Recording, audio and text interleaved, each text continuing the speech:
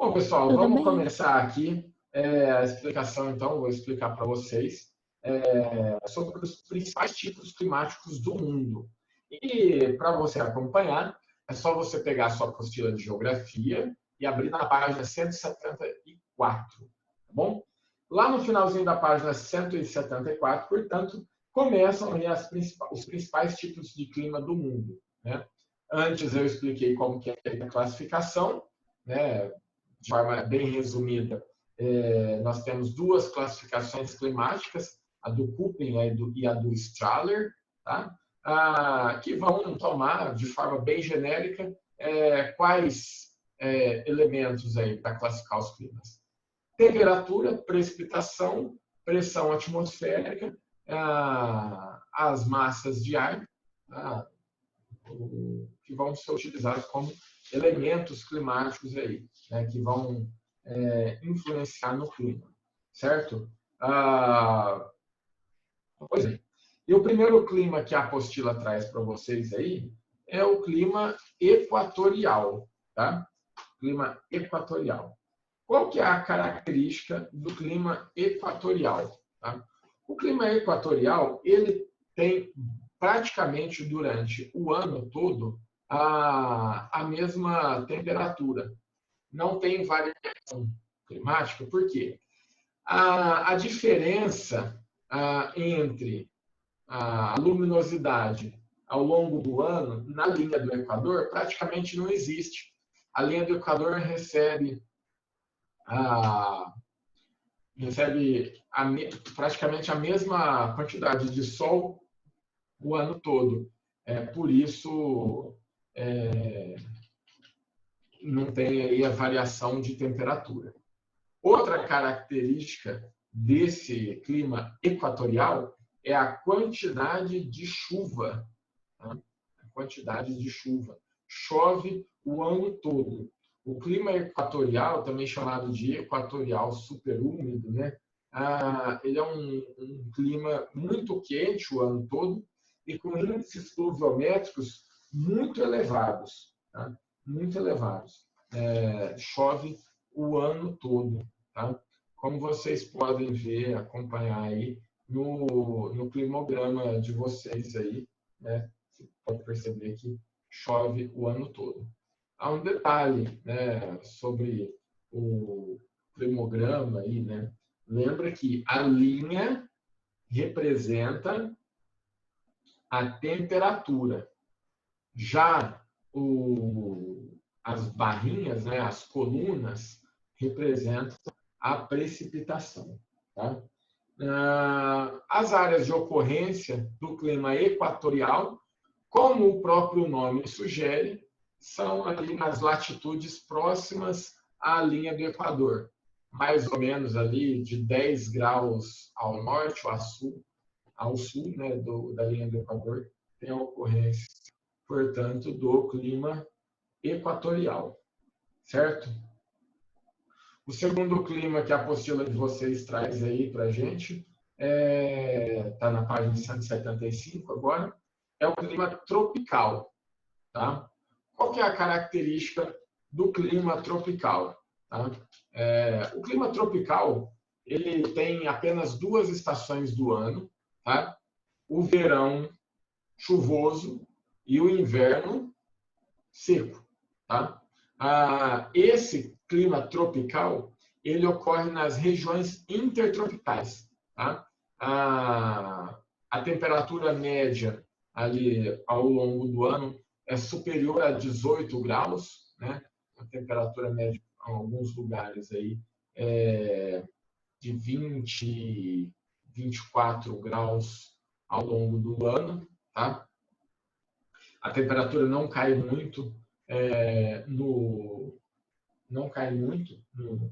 no inverno. A principal diferença é o quê? A principal diferença é a questão da umidade mesmo, tá? Que no inverno a quantidade de chuva é bem menor.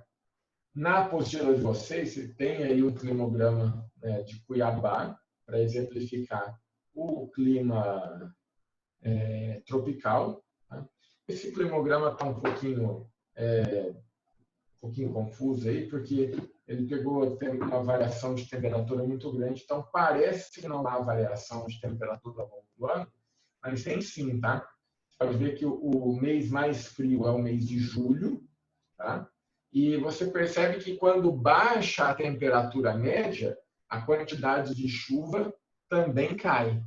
Então, é aquilo que eu falei. Qual que é a característica do clima tropical? O clima tropical ele tem o verão quente e chuvoso e o inverno seco. Ok? Terceiro clima. Tá? Terceiro clima é o clima é o clima desértico. Tá? O clima desértico, tá? Ele é um clima árido, tá? Seco também, chamado de clima árido, clima seco. Tá? O que acontece nas áreas de deserto?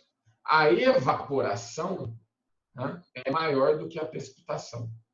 Por isso que tem a formação dos desertos. Tá? A superfície das áreas desérticas, né, são calvas, no sentido de não ter vegetação, né, carequinha, né? Rochoso, solo bastante rochoso, bastante arenoso, tá? E isso faz com que aumente a evaporação das áreas áridas. Tá? Importante, tá? O clima desértico, ele é um clima seco. Tá? Ele é um clima seco. Ele não é necessariamente um clima quente. Tá? Por quê? Porque você sabe que existem desertos gelados. E eu já expliquei isso aqui para vocês. Tá? O clima desértico, né, ele é um clima seco. Por quê? Alguns geógrafos, climatologistas, eles, inclusive, consideram, né, a Antártida, né, eu também considero assim, aprendi dessa forma, a Antártida é um deserto. Tá? E tem uma outra característica muito legal para você saber aqui, ó, que eu vou compartilhar a minha tela agora, tá? E aí você vai ver. Deixa eu só pegar o lapisinho aqui. Tá? Aqui. Os desertos, eles acontecem, eles ocorrem mais ou menos sempre, né, na mesma latitude. Né? Eu não sei se eu peguei aqui certinho, mas dá para você entender aqui o que eu quero dizer. Ó, tá vendo que tanto na América, na África, na Ásia e na Oceania, né, eu tracei uma linha reta aqui, ó, mais ou menos perto da latitude de 30 graus. Então, essa latitude de 30 graus, tanto no hemisfério norte quanto no hemisfério sul, é a área propensa para a ocorrência de deserto. Então, nós temos aqui, ó, alguns desertos importantes aqui, ó, entre o México e os Estados Unidos, o deserto do Atacama, no Chile, uma região árida ali também na Argentina. Ó, qual que é a classificação que está sendo utilizada aqui? Ó? Classificação de Köppen. Né? Classificação de Köppen. O Gabriel riscou a tela. Eu vou apagar aqui. Tá? E daí, o que mais aqui? Ó? Deserto do Saara, deserto da Arábia, deserto da Namíbia, esse aqui que eu não lembro o nome, e aqui o deserto da Austrália, tem um conjunto de vários desertos aí, certo? Então você percebe que a ocorrência de desertos se dá aí principalmente aonde? Principalmente nas áreas na latitude de 30 graus, tá? Ok? Ok. Ok. Isso aí é principalmente por conta da pressão. Tá? latitude de 30 graus, os ventos sopram de dentro das áreas para fora, tá? O que prejudica a entrada de umidade. É claro que tem outros fatores, né? Por exemplo, a formação rochosa que impede a entrada de umidade que poderia entrar pelo Pacífico. O deserto do Saara, ele tem ali no noroeste da África a cadeia do Atlas. Lá nos Estados Unidos, as montanhas rochosas também impedem a entrada de massas de ar úmida na região ali que acontece o deserto. Eu esqueci o nome. Mas, enfim, vocês podem ver. E uma outra característica dos desertos, né? A amplitude térmica ao longo do dia ela é muito grande. Tá? A amplitude térmica ela é gigantesca. Então, ao longo do dia, o deserto ele vai de 40 graus durante o dia até temperaturas perto de zero à noite. Porque como não tem umidade, ele perde temperatura também muito fácil. Ele esquenta fácil por causa do sol, né? E esfria fácil também pelo mesmo motivo, pela falta de umidade. Lugares úmidos é quente tanto de dia quanto de noite, porque os lugares úmidos demoram para perder temperatura. Tá? Já os lugares secos, áridos, eles perdem bastante temperatura à noite. Tá?